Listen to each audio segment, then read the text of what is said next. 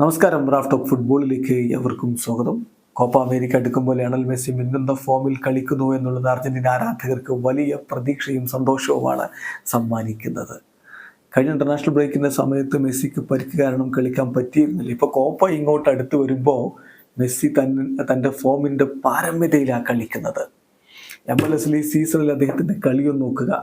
വെറും 11 കളികളാണ് MLS മറ്റ് കോമ്പറ്റീഷൻ, അതായത് ആ ഒരു ലീഗ്സ് കപ്പും ഒക്കെ അടക്കം 11 മത്സരങ്ങൾ കളിച്ചിട്ട് 23 ഗോൾ കോൺട്രിബ്യൂഷൻസ് അദ്ദേഹത്തിൽ നിന്ന് വന്നു കഴിഞ്ഞു. ഇപ്പോൾ MLS മാത്രം കണക്കെടുക്കുക, ഇന്നത്തെ കളിയിൽ അദ്ദേഹം 5 അസിസ്റ്റുകളും 1 ഗോളുമാണ് ന്യൂയോർക്ക് റെഡ് ബുൾസിന് വരെ നേടിയത്. അപ്പോൾ ഈ സീസണിലെ MLS മാത്രം കണക്കൊന്ന് നോക്കിയാൽ തന്നെ മെസ്സി എത്രത്തോളം മിന്നുന്ന പ്രകടനമാണ് നടത്തുന്നത് എന്നുള്ളത് വ്യക്തമാവും. 8 കളികൾ MLS ഈ വർഷം അദ്ദേഹം കളിച്ചു. 10 ഗോളുകൾ വന്നു കഴിഞ്ഞു. 5.1 ഷോട്ട്സ് പെർ ഗെയിം ഉണ്ട്.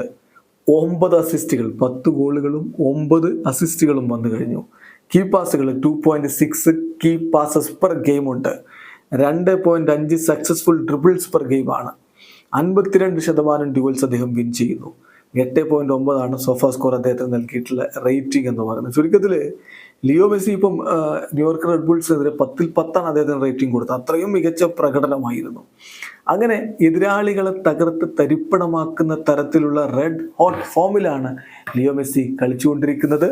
ഈ സീസണിൽ നല്ല രൂപത്തിൽ മുന്നോട്ട് പോകുന്ന മെസ്സി സീസണിൻ്റെ മധ്യത്തിൽ വെച്ച്, കാരണം അമേരിക്കയിലെ സീസൺ അങ്ങനെയാണ്, കലണ്ടർ വൈസാണ്. അപ്പോൾ സീസണിൻ്റെ മധ്യത്തിൽ വെച്ച് കോപ്പ അമേരിക്ക കളിക്കാൻ പോകുമ്പോൾ എന്താവും ഇന്റർ മയാമിയുടെ കാര്യം എന്നുള്ളത് ആശങ്കാജനകമാണെങ്കിലും അർജന്റീനയുടെ ആരാധകർക്ക് എന്തായാലും ഹാപ്പിയാണ്. മെസ്സി അദ്ദേഹത്തിൻ്റെ ഫോമിൻ്റെ പാരമ്യതയിൽ കളിക്കുന്നു. വീഡിയോ അവസാനിക്കുന്ന ഫുട്ബോൾ ലോകത്തെ കൂടുതൽ വിശേഷങ്ങളുമായി റാഫ് ടോക്സിൽ എത്താം.